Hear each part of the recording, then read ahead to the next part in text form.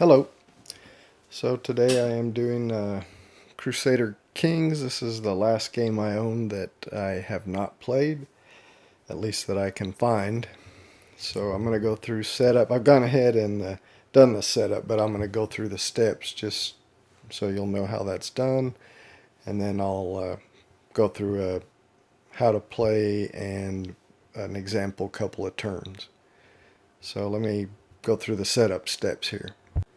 So the first thing you'll do is set up the game board, and then you'll pick a scenario, and it suggests for your first game the Kingdom of Jerusalem scenario. So the scenarios are in the back of the book, and this one is scenario 1, the Kingdom of Jerusalem, and it'll tell you which dynasties and what color they are, and who your king, what territories they have, starting gold, starting development. If you have any siblings or sons or daughters and stuff, it'll tell you that here in the scenario information, and it'll tell you which dynasties are in play. Like I said, I'm playing a 3-player game, so I'm only going to choose the first 3. So you'll place, each player will place a family board, which is this board right here, in front of them. And then the dynasty card, which is this one here. Let me kind of move these out of the way. Each player will put their dynasty card in front of them. So I've got the House of Normandy, House of Capet, and Salian dynasty. So as I showed earlier, the scenario will show you what color you are for your dynasty, and it'll show you what territories you have. So first thing each player will do is put a knight of their color on all the starting territories that is showed in the scenario. So the red player starts with these, the blue player starts with these territories, and the black player starts with these. And again, that's listed in the scenario. Then you'll place any starting castles if it says you have one. In this scenario, only the blue player, the House of Capet, has one, and it starts in Paris. Then you'll look in the scenario and it'll tell you who your starting king is, and you'll find their card in your starting character cards and put them on the king space. So we have William the Conqueror for the House of Normandy. You got Philip the First, the Amorous, for the House of Capet. I guess I'm saying that right, I'm not sure. And we got Heinrich the Fourth for the Salian dynasty. I'm not sure how you say that either. Then the scenario also shows your starting traits. So you'll take these tokens with the gold border are your starting trait tokens, and you'll take your starting traits and you'll put them in the bag of the color for your dynasty. So you can see I've got, well, maybe you can't see, I've got the 4 starting traits for the red player in here. Then each player has a bag of their color, and each of them will put their starting traits. If you had chosen a scenario where you had siblings or children or something like that, you would also put the starting trait tokens that's listed for them in the scenario on top of their character card. Shuffle up your culture character cards and put them in a deck on your family mat for each player. So it's Frankish, English, and Germanic for my 3rd player. Then the scenario will tell you if you have any starting developments, and if you do, you'll take the appropriate development from the development deck and put it on your family board, and it'll kind of show you where it goes. So this one, starting development is Navy, but you can see it's an invention, so it goes on invention slot. So they had Navy, they had a Chancellor, and guys have court physician. The scenario also tells you your starting amount of gold, so you take that and put it on your dynasty card in the treasury area. This is a 5. House of Normandy starts with 5. House of Capet starts with 7. And the Salian dynasty starts with 5 also. Then you just place your dynasty shields within easy reach of the player to whom they belong. Then the first player token goes to whoever won the last game, or if you've never played the game before, the rules state that it goes to the oldest player. Then the rules state if you're playing with less than the full 5 players, you'll put the dynasty tokens of the dynasties that you did not choose as active players on the territories of the regions that they would control on the board. Put their shield tokens on there, and those areas are off limits, can't be used during the game, so that the shield tokens on there just designate that. Then you have a bunch of these random trait tokens. They don't have a border on them, and it says you take all of those and put them in the general traits bag. Then you shuffle the 5 different types of action cards and place them down on the spaces on the board. And you can, I'll just show you an example. You can look here at the Crusade. You can tell by the types of action card, it'll say it has the same symbol that matches that. And for the Crusade, it says Crusade. Like the war ones don't actually say war. They have the cross sword symbol, but they say mobilize, invade. So anyway, you separate the action cards into the 5 separate stacks and put them on the board where they go.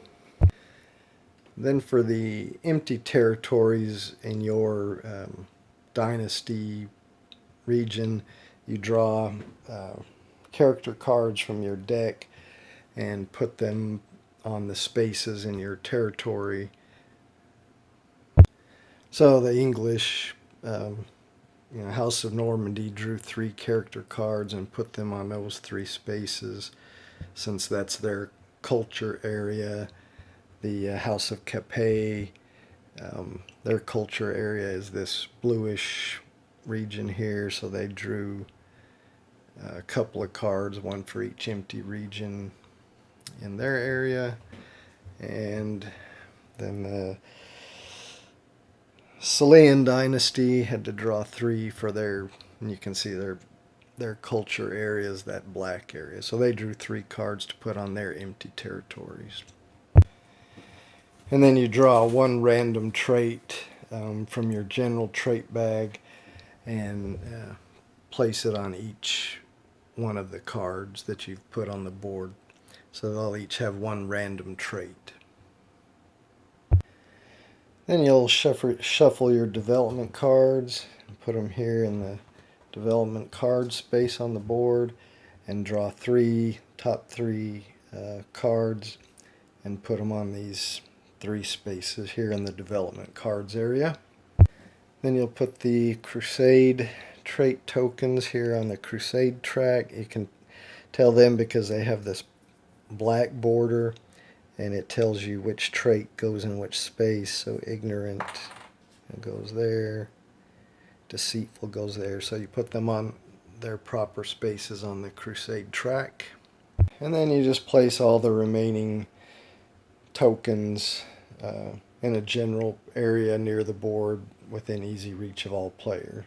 The starting trait tokens won't be used for anything else, but all these other tokens, these are event trait tokens, of course, your gold, and just different tokens that will be used later during the game. And that's it. You're set up and ready to play Crusader Kings.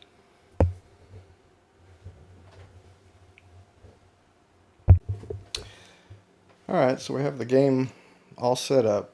So how do you play? Well, You play in a series of eras. The game ends after the third era, or if the end of the crusade track is reached. Either of those conditions trigger the end of the game. So each era will have 3 rounds, and in each round you'll do a dynasty phase, a plotting phase, and then 2 turns, and then an upkeep phase, and then you'll go to the next round and do the same. At the end of an era, you'll do a cleanup phase, and then you go to the next era. So how does all that work? Well, the first thing you do at the beginning of a round is the dynasty phase. And in that phase, you get the opportunity to make one attempt to either marry your king or queen to a spouse, or if you have siblings or children, you can make it an attempt to marry them. And you can try to marry them to some of these folks in the independent territories, or if another player has a sibling or child that you want to try to marry one of your sibling or children to, you can do that, and that'll help form a pact with one of the other players. Or if none of those is available or agreeable to you, you can try to marry a character from the stack of character cards from your own pile or from another player's pile. And if you're marrying a character, one of the characters that's on one of the independent territories, if they have a negative trait, there's no trait check required, but if they have a positive trait, then a trait check is required. And I'll explain what that is here in a minute. If you want to marry your child to another player's child or sibling, you just negotiate that between the player. Whatever kind of dowry you want to get from them, you can negotiate that, and then you just do it. So there's no trait check required for that. But if you do want to try to marry somebody from their stack, then you do have to do a trait check, and if successful, then you can look through their stack and pick a spouse out of there. So that's the first thing you can do in the dynasty phase is try to marry yourself or one of your siblings or children. And then if you have children, you can grant a duchy, making them a duke or duchess, and from one of your territories you can grant them a duchy. And when you do that, you'll place one of these tokens in the territory. Say it was your first child. Say you had a child here in child 1, and you wanted to make them a duke or whatever of Normandy. Then you'd put the child 1 token in there, and that would signify that that's a duchy, and that the child 1 is your duke or duchess. And there's some benefits and ramifications from that, which we'll go over here in a little bit. And I just noticed as I was going over the round of the dynasty phase, forgot to do the very first thing that we do at the beginning of the era, which is to draw your action cards. So at the beginning of the game, each player will draw 8 action cards from among these cards here. You've got your crusade cards, tax cards, war cards, intrigue cards, and realm cards.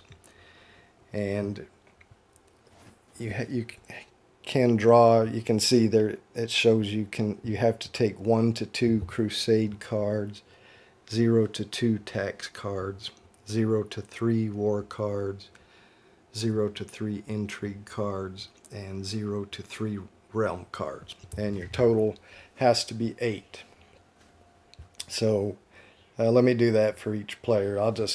We'll just say, I'll give an example. So for the first player, you got to take at least one Crusade card. So I'll take one. I'll take one tax card, one war card, one intrigue card, one realm card. That's 1, 2, 3, 4, 5. So I've got to get 3 more.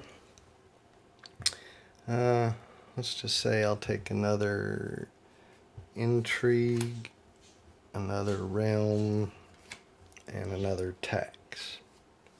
That should be 8. 1, 2, 3, 4, 5, 6, 7, 8. So each player has to do that. So let me do that for the other 2 players.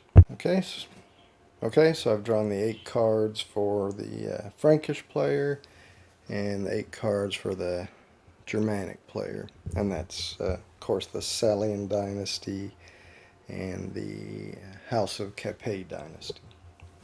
So that's the first thing you do at the beginning of an era, and I skipped that, but I've corrected that now. So then you go to the dynasty phase of the round, which I've already explained that. Then you go to the plotting phase. So in the plotting phase, you're going to choose which 2 action cards out of the 8 you drew at the beginning of the era that you want to play this round. And when you choose them, you put them down with the action you're going to play first on top and the action you're going to play second on the bottom. So each player will do that. So let's go over the actions on the action cards and what you can do. So the realm cards allow you to do the build develop action.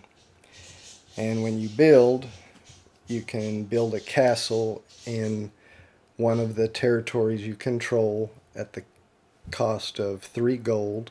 You can see here the French start with a castle. So with a build action, you can build a castle, and actually you can build more than one castle, as many castles as you want, at the cost of 3 golds each. But also with a build action, you have to make a trait check first to see if you're successful in building that castle. So we better go over trait checks. What is that? Well, you remember during setup, each dynasty, each king had certain traits that they put in their trait bag, and 2 were positive and 2 were negative. So those are in your trait bag. Now, when you make a trait check, you have to draw out of your bag, and if you get a positive trait, it doesn't matter what it is, as long as it's a green trait, then you're successful in most cases.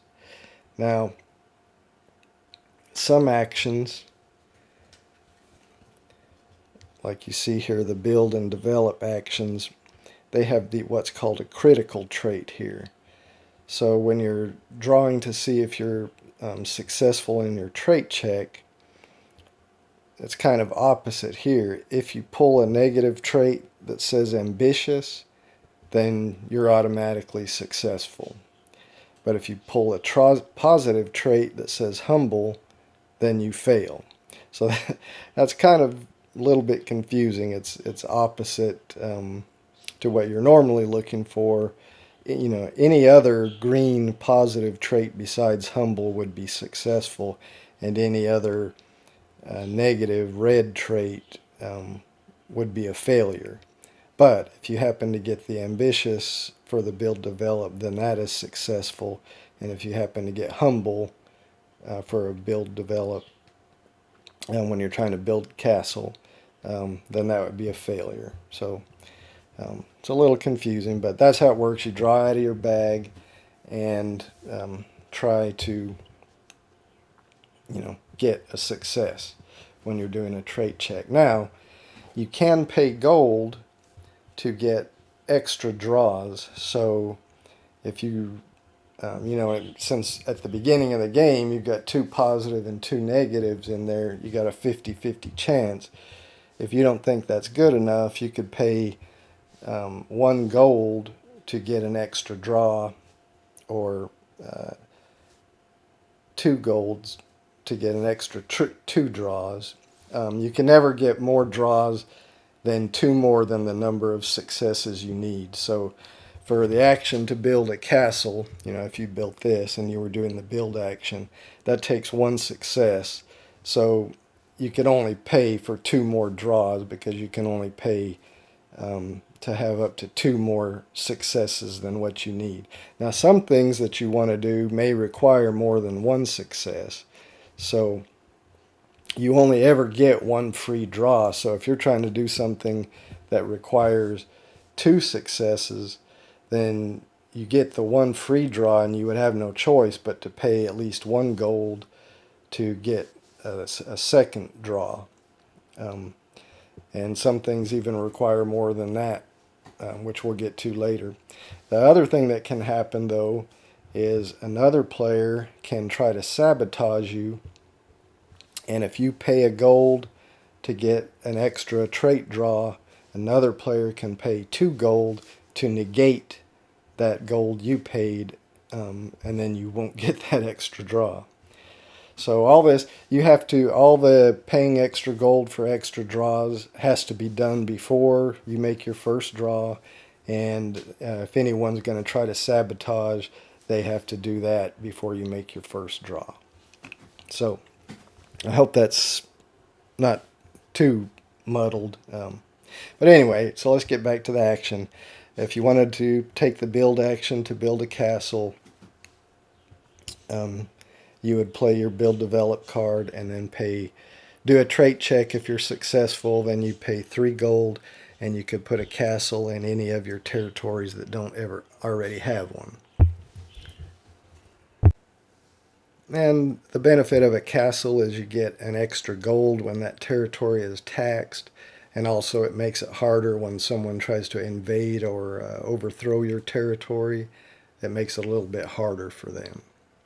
And if you're using the build develop card to develop rather than build, you don't have to do a trait check. You just simply get to buy one of these developments. Well, you can actually buy all 3 developments that you want if you wanted. The first development costs 1 gold, the second development costs 2 gold, and the third development costs 3 gold. But these give you little bonuses. Let's just look at this one, the bank. When you tax, you get 1 extra gold for each 3 gold you had before taxing. So they're all a little a bonus to you. You start with 1 development at the beginning of the game, and I think I mentioned they're either an invention or a counselor. Now, you can never have more than 3 invention or 3 counselor developments. You can see that bank is an invention, but that spy master is a counselor. If you buy one that would give you more than 3, then you have to discard 1. So the next card type is the intrigue card, and that gives you the plot overthrow actions. Oh, one thing I forgot to mention. After you do your action on a card, you then have to do the event, and most events most of them are something that's good for your neighbor, not for you. If it says other, then it goes to the next player in turn order. If it says self, then it affects you. But usually if they affect you, they're not good. Otherwise, they affect your neighbor. For instance, we'll just look at this one. The next player, and that's the next player in turn order, the next player's heir to the throne is tutored by the royal tailor. The child gets an attractive trait in addition to any other traits. It requires them to have a child. So if the next player had a child, they would get to take the attractive trait out of these event tokens and put it on that child's card. Now, if the next player did not have a child, then it goes to the next player in turn order, and then it affects them, and so on. But if none of the other players have a child, it doesn't get to affect you. It would just be discarded in that case. And in the same case, if it said self and it was something that affected you and you don't meet the requirement, then the event is just not done.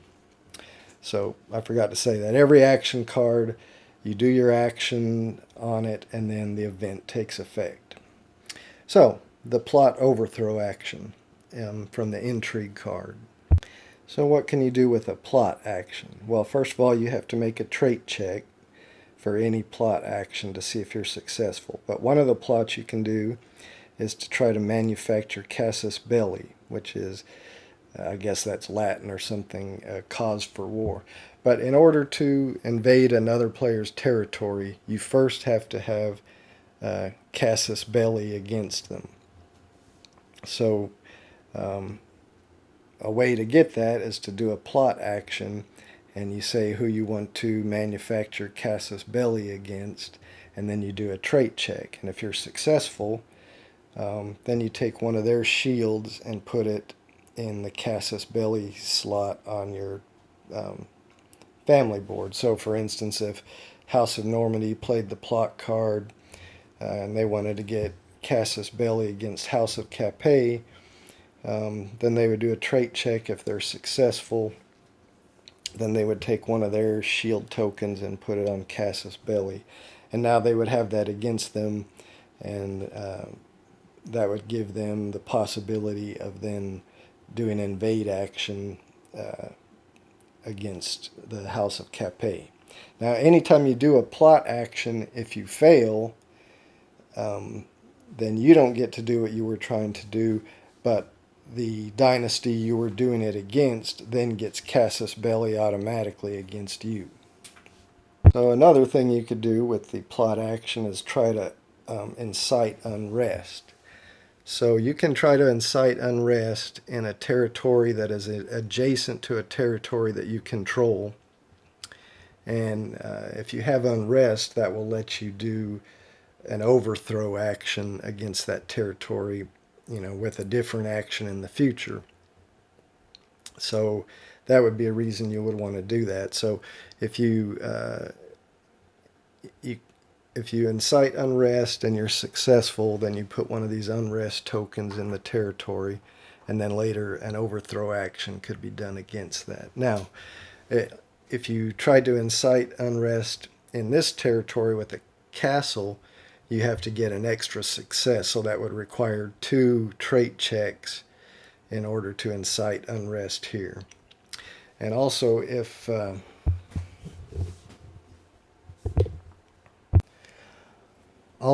territory has a duchy in it, we talked about that earlier.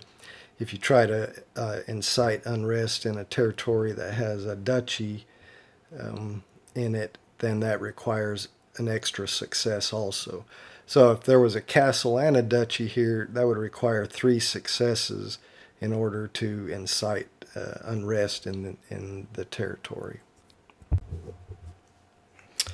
And we haven't talked about a territory being mobilized yet, but we will in a minute. But if a territory has a foot soldier in it, that means it's mobilized, and you cannot incite unrest against a territory that is mobilized. All right, so another thing you can do with a plot action is murder a character. So you can murder any face-up character card in your own family or in another player's family. Now, to murder a king requires 3 successes, so that's pretty difficult to do. You only get the 1 free draw, then you would have to pay for 2 draws and be successful on all 3 of them. You could actually pay for up to 5, since you can pay for up to 2 more than your total number of successes. But anyway, murdering a king, I think, is kind of difficult, king or a queen. But any other face-up card, sibling, child, what have you, that only requires 1 success to murder. Oh, and a king cannot be murdered in the first round of the game. Okay, the other thing you can do is to bribe a counselor. So if you wanted to get a counselor card from another player, another dynasty, you can with a plot action, you can do a trait check to see if you're successful, and it with a bribe, and if you are, then you can pay 2 gold and you get the counselor card for yourself. And the last thing you can do with a plot action is divorce. So if for some reason you wanted to get rid of your spouse or one of your siblings' spouses or one of your children's spouses, with a successful plot action, you can have them divorce that spouse and then they're just removed from the game.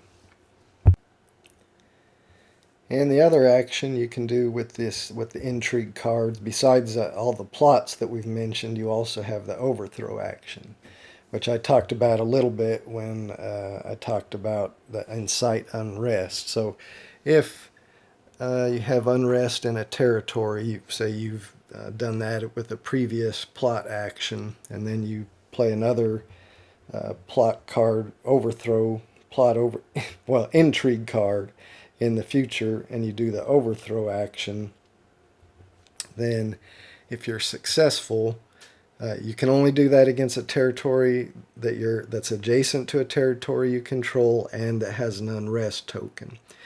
And if you're successful in the overthrow action, then the player has to remove, the unrest token and his knight, showing that he controls it, and then it becomes an independent territory, and you'll draw a card from that culture, like these, and put it in there with a random trait token on it.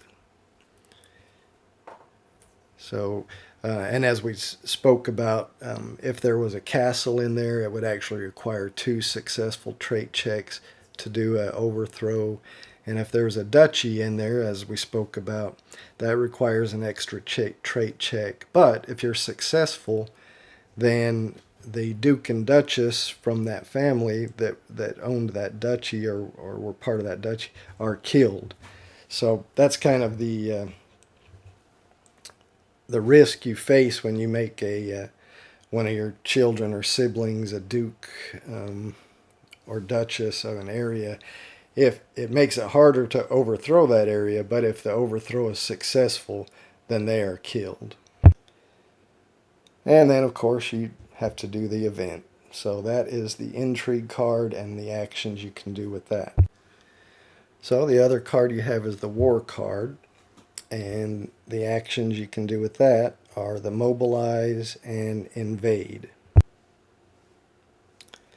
So the mobilize action, all that is, you get to take one of your foot soldiers and you can put it in a territory that you control. If there was an unrest token in there, you would remove it. It also, having a mobilized territory prevents an unrest token. And you can only invade from a territory that is mobilized, that has a foot soldier in it. So a mobilize action does not require a trait check. You just put your foot soldier, and you can actually put up to 4. Only one in each. You can never have more than 1 knight or 1 foot soldier in a territory.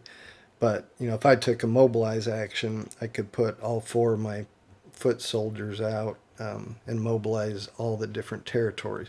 There's no immediate cost, but in the upkeep phase, you do have to pay a gold for each territory that you have mobilized. And again, there's no trait check for that. So that's the mobilize action. So the other thing you can do with the war card is invade. And I think we talked a little bit about that. But to invade a territory, well, first you have to have casus belli against the territory you're going to invade, unless it's an independent territory, like one of these with the picture. But if you're invading another dynasty's territory, you have to have previously, you need to already be at war with them or have casus belli against them and you get that as we talked about with the plot action, or from other, or them having tried to plot action against you, or anyway, you have to have casus belli against them or already be at war with them, and you have to be invading from a mobilized territory. And then you, in this case, if I was going to try to invade Normandy, it would require a trait check. Any invade action requires a trait check. If there is a castle in the territory you're trying to invade, that requires one extra success. If that territory was mobilized, that would require another extra success. If it was a duchy, that would require another success. So, if a territory has a castle and a duchy and it's mobilized, that's going to be pretty difficult to invade. But just this, if I was just trying to invade this territory here from here where I'm mobilized, that would only require one success. Then there's some other rules about support. If you have foot soldiers in other adjacent territories, or you have pacts with territories that are adjacent, you get some support. I'm not going to go into all that in this rules overview, but there's just a few more support rules that can come in. So the next card is the tax card, and the only action you can take with that card is the tax action. And basically, you get one gold for each territory you control. There are some tokens that can affect that. If some event or something puts a harvest token in your territories, you get an extra gold when you tax it. If there's a crop failure token, when you tax it, then you don't get the gold for that territory, but you get to remove that crop failure token. A castle, I think I mentioned before, gives you an extra gold in a territory you tax. But that's pretty much it with a tax action. You just collect gold from the territories you control. And the last card we have is the Crusade. Oh, and I forgot to mention, tax does not require a trait check. You just do it. There's no trait check.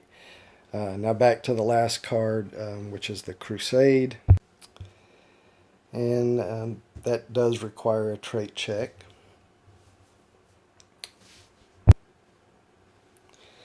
And when you do the Crusade action, you have to choose a male member of your family.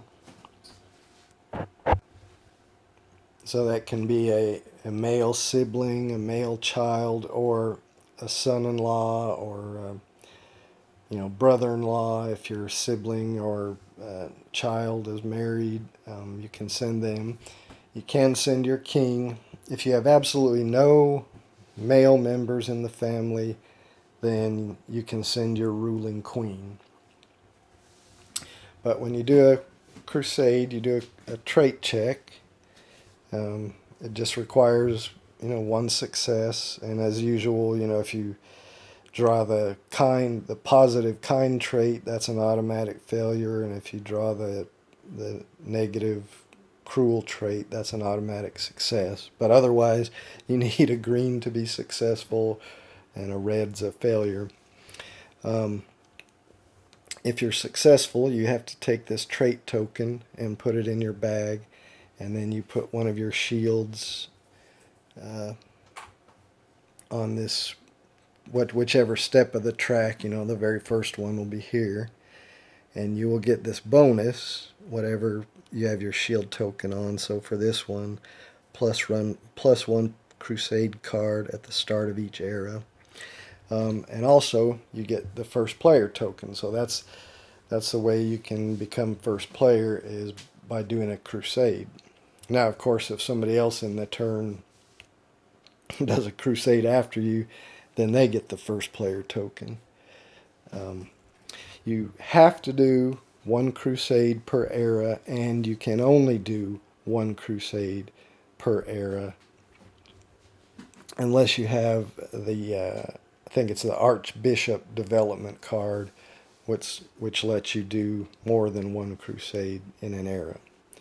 But you can only do one, and you must do one. Now, the price of failure is whichever person you sent to do it, your king or son or brother-in-law, son-in-law, if you fail the trait check, then they're killed.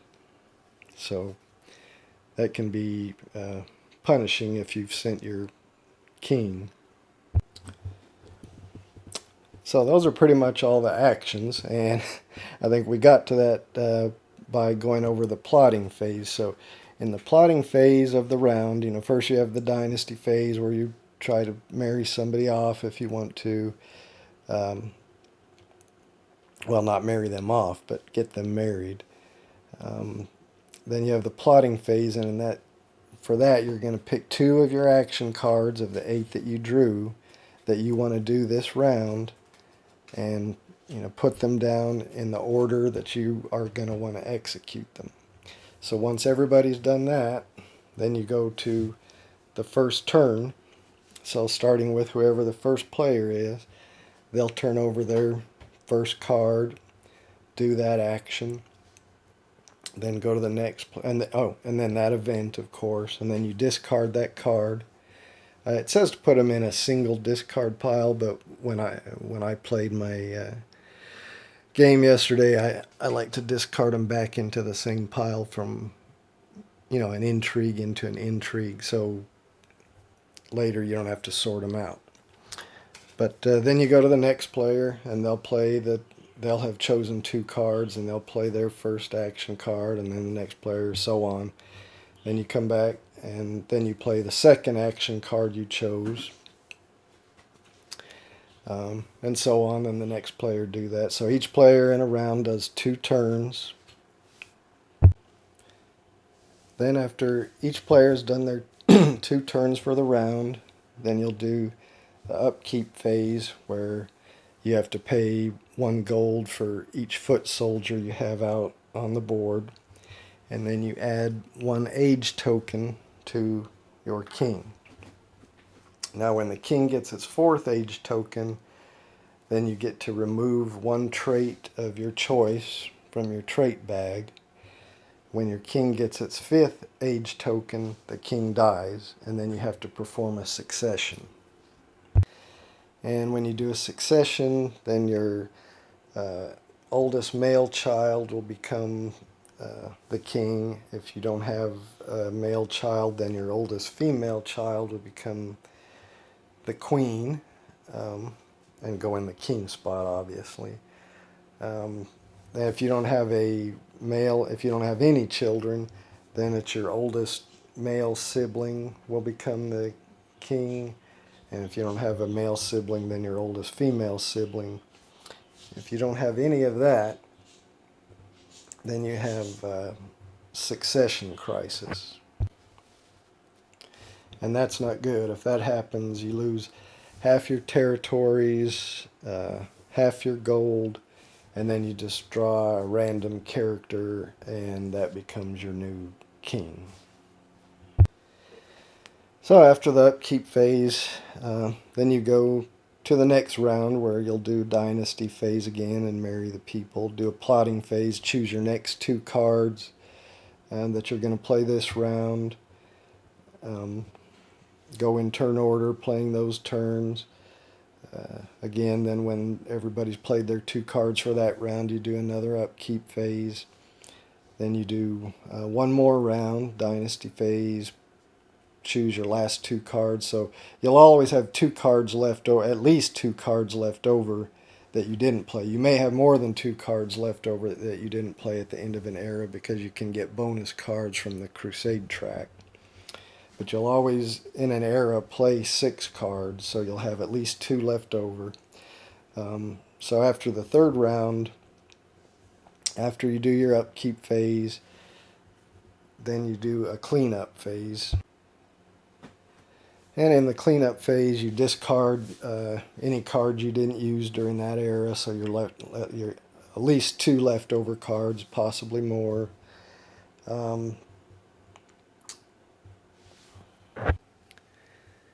Then any cards that are still in the independent territories, if they haven't been married to somebody, or those territories taken over or something, then you discard those cards and those traits and draw new cards and new traits to replace them with.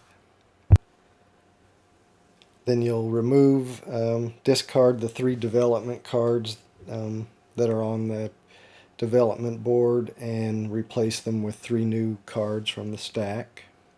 And I don't know if I mentioned, when you do the develop action and you buy development cards, after you've bought 1 or all 3 or however many you're going to buy, when you're done buying, then you put new, draw and put new cards on the spaces. But at the end of the era, you discarded the cards that are on there and replace them. And that's it for the cleanup phase. Then you start a new era again by drawing, each player drawing their 8 cards to start the new era, plus any bonus cards they may get from the Crusade track. And then you play your second era, and then at the end of the third era, you don't do the cleanup phase. You just go to scoring. Or again, if somebody's reached the end of the Crusade track before the end of the third era, you do scoring then. But scoring is just, you get 1 point for each territory you control and 1 point for each achievement that you have. So let's just talk about those achievements. The first person to get at least 2 shields on the Crusade track gets the Crusader token. Then the Builder token goes to the first player who has at least 3 castles in their territories. The Inventor token or achievement, these are achievements, goes to the first player to get 4 development cards on their player board. And the King of Jerusalem achievement goes to the first player to reach the 10th and final spot on the Crusade track, and of course that immediately ends the game. Now, other than this King of Jerusalem achievement, these other achievements, if somebody ends up like the Crusader, it goes to the first person to get 2 shields on the Crusade track. But then if somebody gets 3 shields, a third shield on the Crusade track, then they would take this, and so forth. And same thing for the Builder. If somebody got the Builder achievement because they got 3 castles and then somebody else got 4 castles, then they would end up taking the achievement.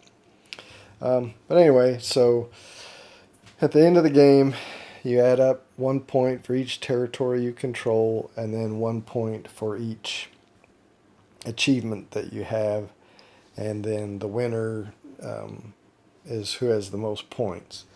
And in the case of a tie, it's the player who has the most shields on the Crusade track will win in the case of a tie. And after that, if it's still tied, then it's just a shared victory. So that's pretty much how you play the game. Now I'll go ahead and just do, maybe I'll do 1 sample era just to kind of show how the game plays, and then we'll wrap up this video. So the first thing we do in the era, as I've mentioned, is draw the 8 cards, which we've actually done that already for all 3 players. Then the next thing you do is, we're starting with this player, the English House of Normandy player as first player, and then if we're going counterclockwise, then the Salian dynasty, the Germanic player will be second, and the Frankish player will be third. So we go to the dynasty phase in the first round. So in that we try to marry any, if we want to attempt to marry. So William the Conqueror, let's see, maybe he wants to try to marry this Cecilia, but she has a negative trait, so we may not want that in our bag. You can try to marry any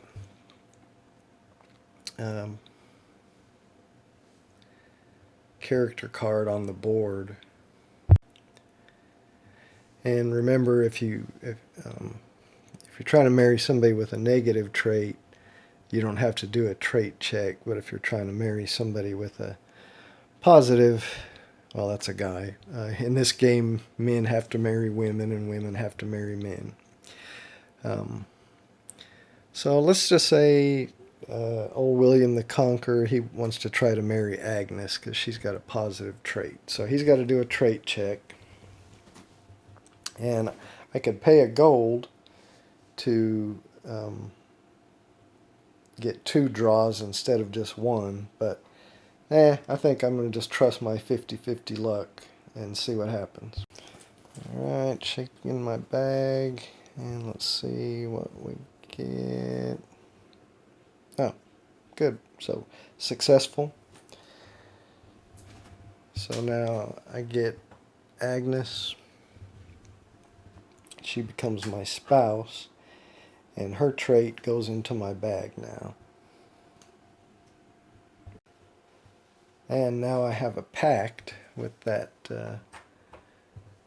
country that my wife came from. So one of my shields goes on that independent territory.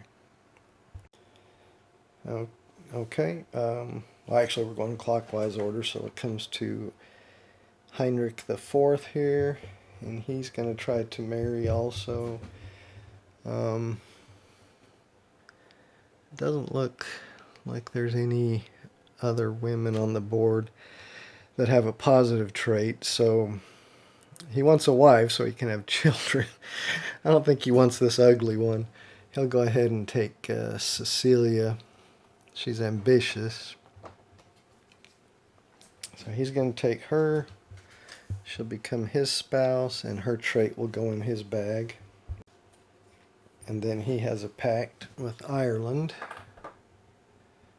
because that's where Cecilia came from. And last we have old Philip, the amorous here. And he will... Boy, I guess he's going to have to marry old Gertrude. And again, since she's got a negative trait, there's no trait check required. He just gets the wife and gets the negative trait into his bag. So let me put that in there. Okay, so that's the dynasty phase. Now I will mention in my rule book, in the dynasty phase, it doesn't mention anything about adopting a child as one of the things you can do, but I guess in a newer rule book that came out after mine, it has this, I printed this out, I found it online. You can actually adopt a child if you're married and have no children. So that's another thing that's not in my rule book, but I guess is part of the rules. So, alright, so that's the dynasty phase. Now you go to the plotting phase, and that's where each player will choose 2 cards from their hand of cards to play for this round. So let's just there's crusade. Now remember, you have to do at least 1 crusade in the era, but not per round. So let's say, well, we want to get some money, so maybe we're going to do a tax, and maybe we want to do a build develop. So I'm going to tax first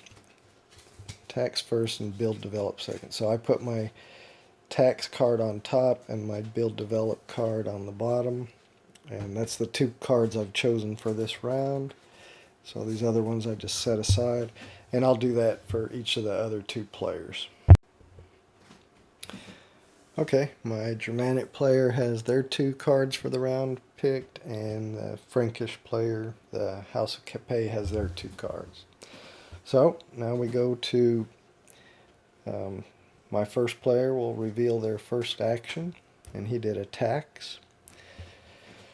So remember, he gets one coin for each territory he controls, so that's 4. So he'll get 4 coins from the treasury over here. And remember, a tax doesn't require any trait check or anything. But now we have this event, self. Bandits cause unrest and steal in your non-mobilized territory under your control. You lose 1 gold from your coffer and must place an unrest token in a territory. If you have the martial development card, which I don't, you can make a trait check to stop the bandits. Okay, so I got to lose a gold and put an unrest token, and then I discard this card. And again, I'm just going to discard mine right there with the tax card. So here's my gold I'm losing, and I got to get an unrest token and put it in one of my territories. So I will put it here in Mercia. Okay. So now we move on to the Germanic player, and he played tax also. So he's going to get 4 coins. 1, 2, 3, 4. Goes into his. And let's see what his. A member of your royal family with the highest card number. Now the card number is this number right here. A member of your royal family with the card number dies, with the highest card number dies from food poisoning after a feast celebrating the tax funds received. It will not be your king unless no other character is available. Well, my king does have the highest card number, but it says it won't be the king unless no other character is available. Well, I do have one other character available, that's my wife, so she's perished. So now this card just gets discarded. It's out of the game, and got to discard my tax card. Now we come to the Frankish player, House Capet, and let's see what he did. Plot overthrow. So now he has to decide, what plots or whatever he wants to do. He could maybe try to overthrow this territory. The dotted lines make territories adjacent, and this territory, to do an overthrow, it does have to be in a territory that has an unrest token, which I have there. And since there's no castle or duchy in there, I would just need 1 success. So I think I will try to do an overthrow. So I just need 1 success. And remember, if I draw honest, then that's actually a failure. And if I draw deceived, that's actually a success. But any other green would be a success and any other red would be a failure. So I could pay, and I actually think I will pay 1 coin to get an extra draw. Now another player could pay 2 coins to negate that, but I don't think they're going to do that. So I get 2 draws. Let's see. That's a success. Humble. So that removes Red's knight. He no longer controls that territory. The unrest token goes out. And now we draw a random character card from the culture that controls that, and put them there, and we draw a random generic trait from the generic trait bag, which is this one, and put it on her brooding.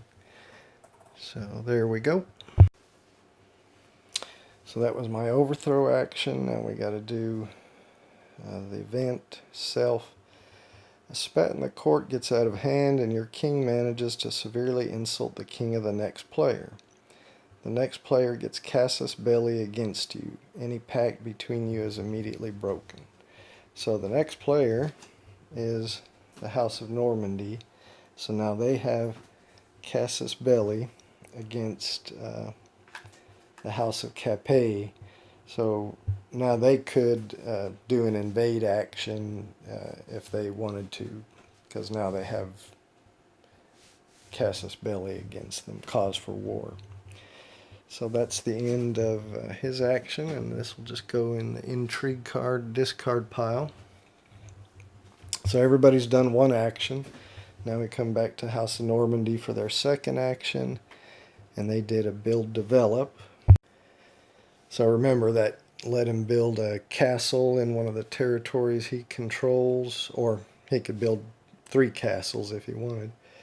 But you have to pay 3 each. And the other thing, or he could do a develop where he buys cards here. And the develop doesn't require a trait check, but the build does. So let's see. So he wants to do a develop. So he's going to pay 1 coin. He's just going to get 1 card. He's going to get this Spy Master that allows him to incite unrest and overthrow in territories that do not border his own, and also gives you an extra trait draw on the murder and bribe plots. And that's a counselor, so that goes there, and that costs 1 coin. So he'll put that in the pot over there. And let's see what the event is. A ship carrying exotic goods to you from faraway lands is shipwrecked on the shores of the next player's lands. You must give this player 2 gold. So that means I got to give the Germanic player 2 gold. There's my 2 gold. Come over here to his. And this is discarded. That's a realm card. Alright, now we're over here at the Germanic player. See what his second action was. Mobilize, invade. So he can't invade anyone because he doesn't have war or casus belli against anybody. And he doesn't have any mobilized territories, but what he can do is mobilize, which lets him put a footman in a territory, and mobilize does not require a check. So he's going to put mobilize a footman here in Saxony. Now he could do more, but remember in the upkeep phase you got to pay a gold for each one of those. So I think he's just going to do 1 right now, and we'll see how that goes. Now his event is the next player is alarmed by your actions and immediately gets to mobilize 1 territory under his control. So the next player is the House of Capet, so now he gets a free mobilize. And actually I had left this soldier on the board from when I was doing my kind of rules overview, so we'll just leave that there and say that's the soldier he mobilized. Okay, now for the last turn, we got build develop. So we'll just say he wants to actually build, so he wants to build a castle. So and this is blue, remember, but that requires a trait check. So he's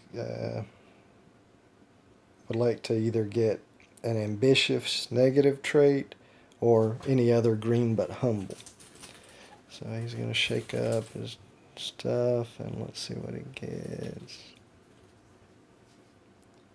Attractive. So that's a success. So he can now pay 3 coins. He gets 2 back. And now he can put a castle. And I'll just say he's going to put the castle here in the low countries. So that's it. We've done 2 turns.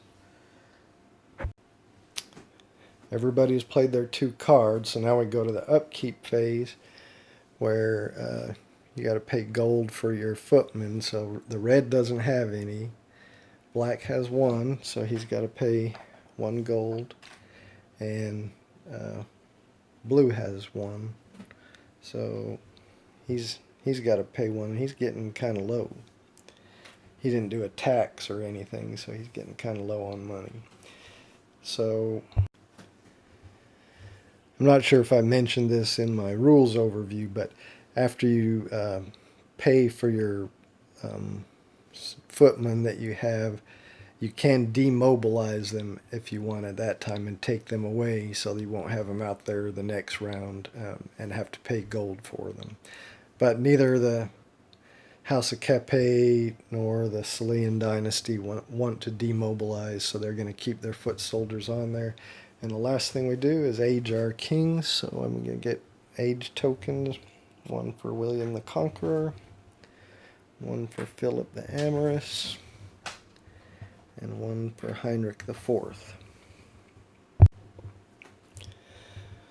Okay, so that's the end of the first round. So now we are back at the dynasty phase again. So if we needed any spouses, we could do that.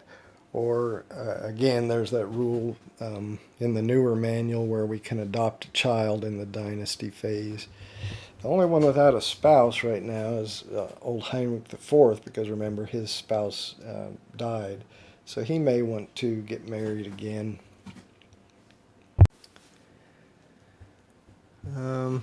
So we'll say he does.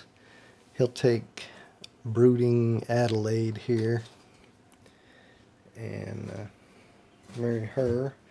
But he's got to add this negative trait to his bag and put one of his shields there, so he has a pact with Mercia now.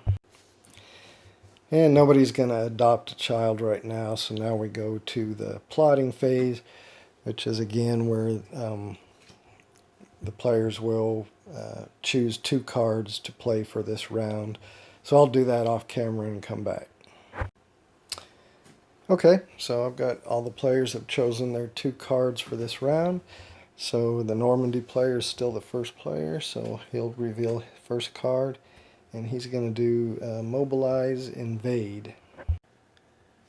So I think he's just going to mobilize Normandy.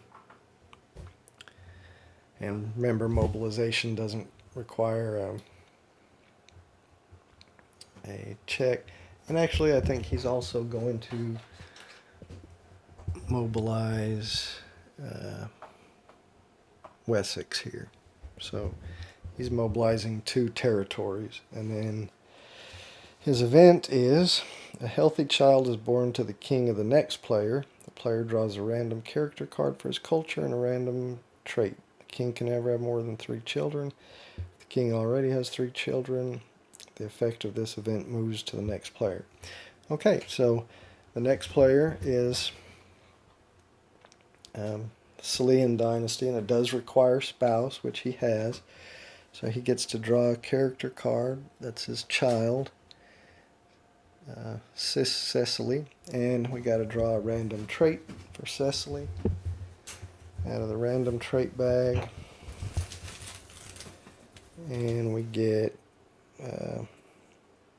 clever.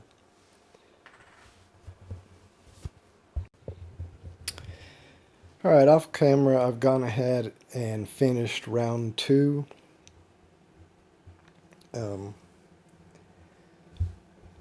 So you can kind of see this child, she's gotten a lot of positive traits put on her, so if she ever ends up becoming king or queen, I guess, then a lot of those positive traits will go into the bag, so that would be pretty good. They've all got their second age token. All the kings have their second age token on them. Frankish player still has no children. He's got one child with 2 positive traits. I'm trying to think what else happened that round. We got an unrest token put in here. Some taxing was done by this guy, so he got a little bit extra gold. So anyway, we're going to go into the final round of the first era. So we're going to do the dynasty phase, and nobody's done a crusade yet, so the first player token's still with the House of Normandy, and he wants to try to marry his child to somebody. So he thinks old William the Scholar here would make a good spouse, but since he's got a positive trait, we got to do a trait check. And I've only got 2 gold, but I'm going to go ahead and pay 1 extra gold so I can get 2 draws in the hopes of getting a positive here. So let's see what we get. Oh, there we go, positive right off the bat. So that's successful. So my daughter is married to William, and when you do that, you kind of just put them and their trait underneath the child, so you know if one of them gets killed, which one's trait goes away. But if they ever become the rulers, that's going to be a lot of positive traits going in. And then don't forget, we get a pact with Wales, where William came from. And the Germanic player, he wants to do the same thing, get his daughter married to somebody. So he's going to try old Bernard here, because he's got a positive trait. And he also is going to pay an extra for an extra draw. And let's see what we get here. Now, I don't know if I mentioned, you can look at your traits at any time, what's in your bag, but you don't have to, nobody else, you can't look at what's in somebody else's bag. Let's see what we get. Oh, a negative. So that's no good. But I paid for an extra draw, so let's see what we get. Oh, good, positive. So, alright, so that's successful. So Bernard is now married to Cecily. Let me stick him under there, I'll be back. Alright, got him under there, and I put a token, so now he has a pact with Dalmatia. And lastly, these guys, they're going to hold off. They're not going to try to adopt. Well, maybe they will. So it says it costs two gold to adopt, so we're going to go ahead and do that. Pay 2 gold. You draw a random card, and that becomes your child. And then draw a random generic or random trait. Let me draw a random trait for them. See what we get. Honest. I'll put it on them. Okay, so that's the dynasty phase. Now we go on to the plotting phase. So I'm going to draw 2 cards for each player. Now remember, nobody has done a crusade card yet, and you have to do a crusade. At least 1 crusade. Well, you can only do 1 crusade action unless you have this archbishop. But you got to do a crusade action in every era, and none of them have done one. So since this is the last round of this era, every one of the players will have to do a crusade action this round. Okay, so House of Normandy is still first player, so let's see what action they took. They're going to tax, because they're down to just 1 coin. But they don't get a lot. They only control 3 territories, and they have no castles. So they just get 3 gold. So not very good, but better than nothing. And then let's see what it says. A healthy child is born to the king of the next player. So, alright, let's do that. Next player is the Salian dynasty, so they get another child, Arnold. And I'm going to draw a random trait for him, and I'll be back. Alright, old Arnold got the haughty trait. Not a very good one, but he's second in line anyway, so who cares? Alright, so that is done. Now we go on to Slan Dynasty's first action, and they did mobilize, invade. So what are they going to do? Well, unfortunately, they don't have Casus Belli or at war with anybody. I was thinking I was going to have them do an invade. Let's just pretend they do, so I can show that. Okay, I'm going to say they had Casus Belli against the House of Capet. So he's up here. He's got a mobilized territory here. Let's say he's going to invade the Low Countries there. And now, before you even make your trait check, because he's saying he's going to invade there, you go ahead and both countries move to at war with the player that's going to try to invade. Now, the Salian dynasty has to draw a trait check to see if they invade successfully. And because he has a castle, they need one extra success. So he needs 2 successes. So he's going to pay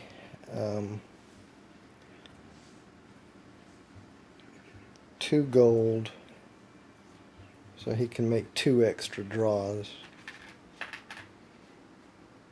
So he gets his 1 free draw and 2 other draws. So if he gets, and he needs 2 successes, so if he gets more than 1 failure, he's going to fail. So let's see what we get. Failure. Alright, if the next one's a failure, he fails.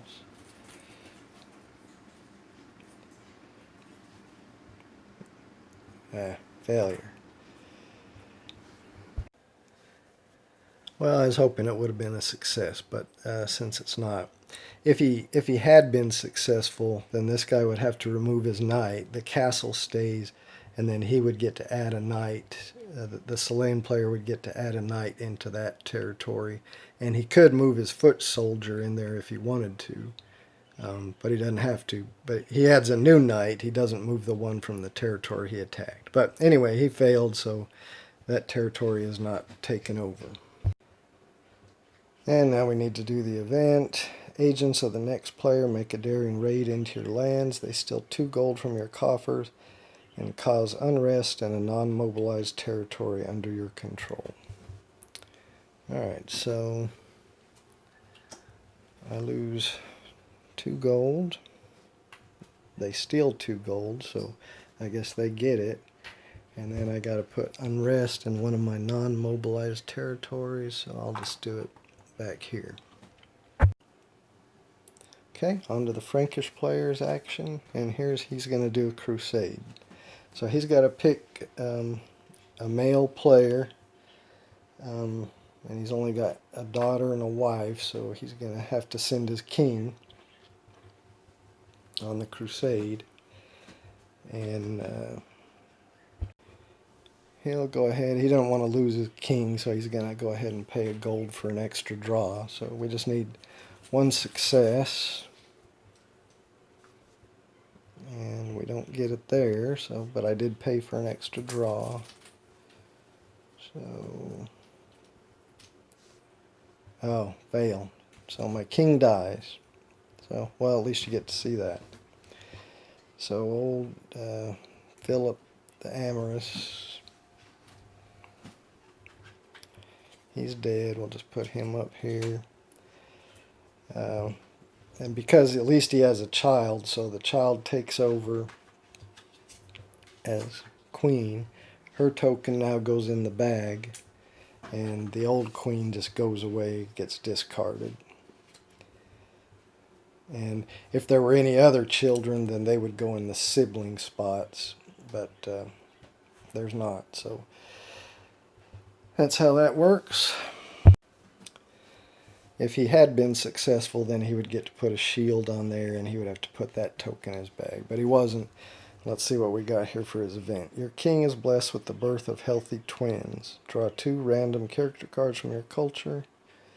Now, my king is dead, and this requires a spouse, so this is just ignored. It's not used. It doesn't go to the next player because it's a self card. So that's it for that crusade. Okay, and because his crusade was unsuccessful, he also does not get the first player token. If his crusade had been successful, he would get to take the first player token. Alright, so now we go to House of Normandy for their last, and he's doing a crusade now. So he's going to send his son-in-law, William, the son-in-law underneath Rohesia here. That's who he's sending for on the crusade. And he'll pay a coin to get an extra draw also. So let's get his bag and see what we get. I'm shaking up, drawing, and I get 1 fail. So let's hope the next one is not a fail. Yeah, good. So successful. Alright, so he keeps the first player token, and he gets to put a shield over here on the crusade track, and he'll get 1+1 crusade card at the start of a new era. But now he has to take this negative and put it in his bag, so that's always not good. And then we have the event. Crusaders bring back wisdom from the east. You may remove 1 unrest, plague, and crop failure token of your choice from the board. You may remove 1 unrest, plague, and crop failure token of your choice from the board. Well, I don't have any in my areas, so I don't want to remove any. So I'm just going to discard that. Alright, now for the last action for the era is his crusade card. So he's going to send his newest son here, the haughty Arnold. And he'll pay 1 gold to get an extra draw. And let's see what he get. I'm shaking up here. Let's see. Cruel, but for crusade, you'll see that little plus there. When you're doing a crusade, a cruel is actually successful. So even though that is normally, a red is normally a failure on a crusade, a cruel is successful. So he is successful. So he gets to put one of his shields on there, and he'll get +1 realm, intrigue, or war card at the start of the new era. He has to put this token in his bag, and he now gets the first player token.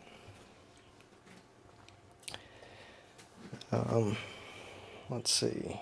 The church is pleased with your progress in the Holy Land.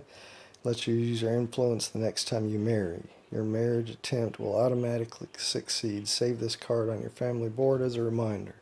So next time he wants to marry somebody, like maybe Arnold, to a wife, it's going to be an automatic success. So we just save that there so we'll remember. And finally, the last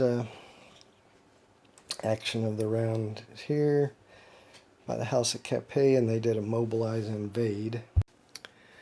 And we'll just say they do have Casus Belli against Normandy, so I think they're going to invade from this mobilized territory to Normandy here. Now, because he has a foot soldier in there, that requires me to need 2 successes. If I had some other foot soldiers in here, they would give support and give me other draws, but I don't. So I'm going to have to pay to get. I'm going to pay for 2 extra draws, so I'm going to get 3 back. That's going to give me a total of 3 draws. I need 2 successes. So let's see what I get here. 1 success, I need 1 more. Boom, got it. Okay, good. So we see how that works. So now this guy has to remove these, and I get to put an extra in there. So now I've taken over that territory, and I could move this foot soldier in there if I wanted to, which I think I will. So that's my invade action, and then your king is wounded on the battlefield, make a trait check. If you have the court physician development card, you can spend gold to make extra draws. If you fail, you get the weak trait. So let's see. I'm going to draw. Let's see what I get. Oh, failure. So now I have to add the weak trait to my bag, and I don't see one. Let me look. Oh, well, that's because I'm looking over here in the positive traits, and the weak is a... Alright, so I have to add the weak trait to my bag because my king was wounded. And now that gets discarded. And that is the end of the actions for the round. Now we do the upkeep. He's got to pay 1 gold for his 1 foot soldier. He's got to pay 1 gold for his 1 foot soldier, so he gets 4 back. And he's got to pay 1 gold for his foot soldier. Then everybody, all the kings get a age token. She's new, so that's her first token. And 1 age token over here. Alright. So now that we're at the end of the era, we do a cleanup phase. So we discard the cards we didn't use. So let me do that for everybody and I'll come back. And now we replace all these cards that are still on the board with, we discard those, draw new ones, and draw new traits for them.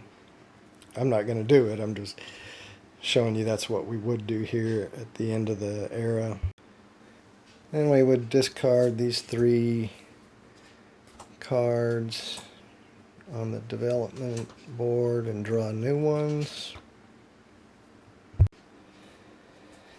And that's it. Then we would start a new era, the second era, with the draw phase. And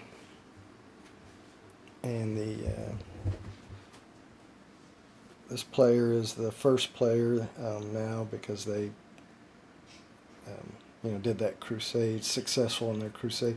So they would draw their 8 cards, and this player would draw their 8 cards, and we'd start a new era. And that's how then you'd finish the second era, do it again, finish the third era, and then score. So I hope that gives you an idea of how to play Crusader Kings. I'll just tell you, in the 1 playthrough I did, I kind of enjoyed it. I don't know that I'm thrilled with, battles just being a token draw. I don't care for that. I like for battles to be a little more involved, but it's okay. But in my game, I did kind of have an outcome I didn't expect. The blue player, kind of like now, was winning, had more territories than the other players. The Germanic Selayan dynasty was actually in last place in territories, but in the very last phase of the game, the king of the blue player, the House of Capet, died with no heir, so they ended up losing half their territories and half their gold, which put them in last place, from first to last place.